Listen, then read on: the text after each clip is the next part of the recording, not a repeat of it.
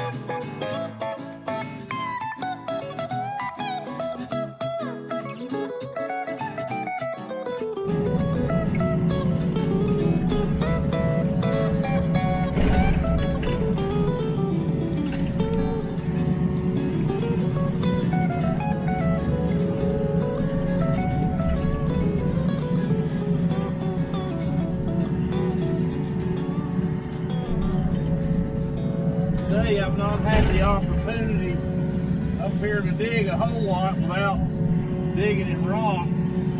It's actually kind of nice to get up here to where it's just dirt.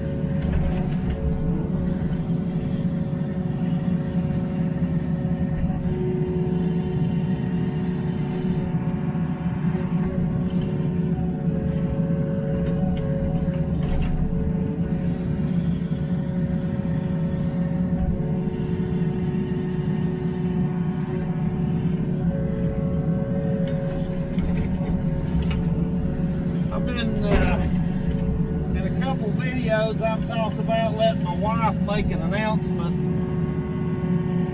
And so we was up here yesterday messing around, and I got her on camera.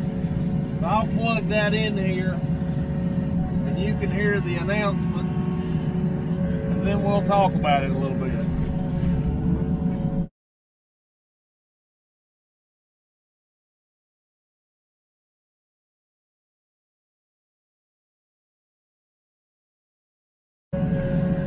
Well, if you can notice, when I talked about Kristen barking and growling at me, I took a step to the side. I didn't know if she's going to swing at me or not. But anyway, it was her idea, but she just said, you know, Travis, if you build a house and are involved in it, as I probably will be, she said, we won't ever see you while you build that house. And which she's probably right. It's aggravating when you work the kind of hours I do, and then try to come home, get your stuff gathered up, and then go work. You kill an hour and a half just getting ready to go. And so I agreed with her, but her initial thought was, heck, let's just buy us a camper. We'll move up there in a camper. And we actually went and looked at a camper.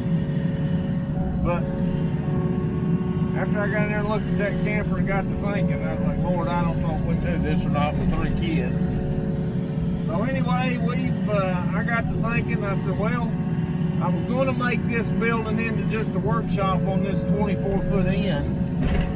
And I got to thinking about it, and I won't have to spend much more money to get it to where we can live in it for a short period of time while we build the house. So I would have put a bathroom in it anyway, or at least put a commode and a sink. So I would have had to put a septic tank in it regardless. I would have not have put a shower in it probably, or a laundry.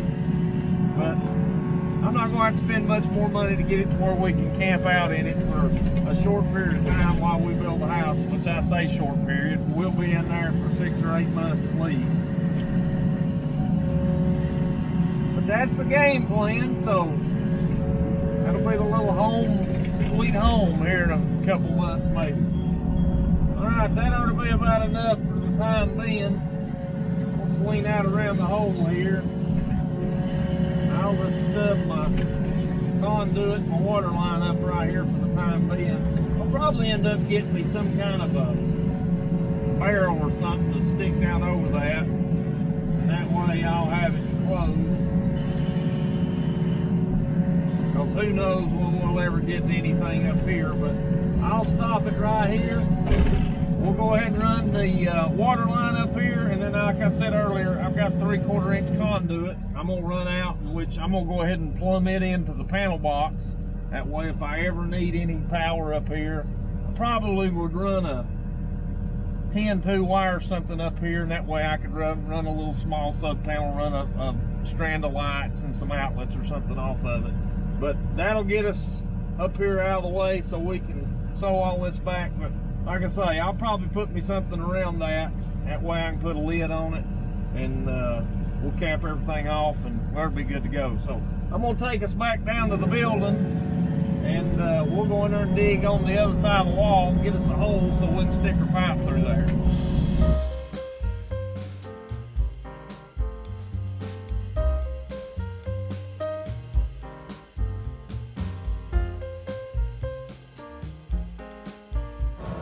If you've seen the video where I had to jackhammer the rock out of the conduit trench here, we had to go in here about the last 4 feet. We just hit solid rock. But I brought this big piece of slate out, and I've been thinking, what could I use that for? Well, we had an old dog that, her name was Rachel, but she was 15, but her back legs give out on her earlier this year. And obviously we're not living up here now, but I actually brought her up here and buried her up on the hill on up beyond where we were digging. And I've been looking at that piece of slate, and I was like, what can I use that for?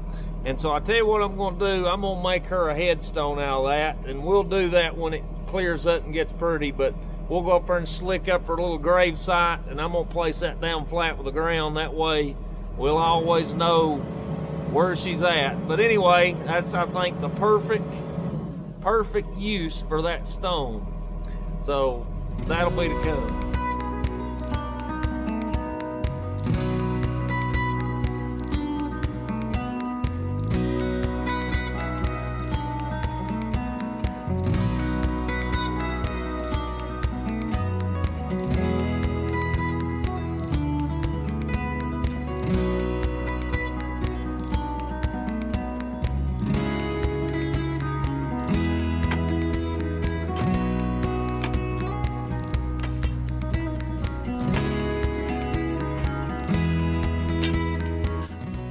I'll show you the fun I'm dealing with. This slate right in this area, it ain't laying flat. It's running, well, you can see here, it's running at this angle. So it just makes it an absolute joy to dig through. But anyway, we'll get there. I'm gonna knock the rest of this out. Let's run a pipe through there. All right, I got my water line and conduit in here. I've got it down here. You can see I've got my sleeve over that water line going into that rock. I know it's hard to see, but it's just a thin wall, 1.25 inches. That's just a little insurance. Make sure something don't rub a hole in my water line. So I'm gonna bring a machine up here, cover this thing up, and hopefully it won't rain us out in the next few days, but I got a feeling we're gonna get some water. So I want to get this thing covered up, and that way when it dries up, I won't have to get up here on this muddy bank and try to do it then. So it's about time to sow grass. I want to try to get as much done as I can. So anyway, if you watched, I appreciate it. As I've said before, we got a long ways to go, but I really appreciate everybody that's watched. It's kind of surprising, but anyway, if you want to follow along, we'll bring you along for the ride. So hey, next up, who knows what we got? We'll probably next up go inside the building and get our dust system line in and get our electrical conduit run from one side to the other. So anyway, again, thanks for watching, and I'll leave you here with a little ditch covering up. I'll catch you later.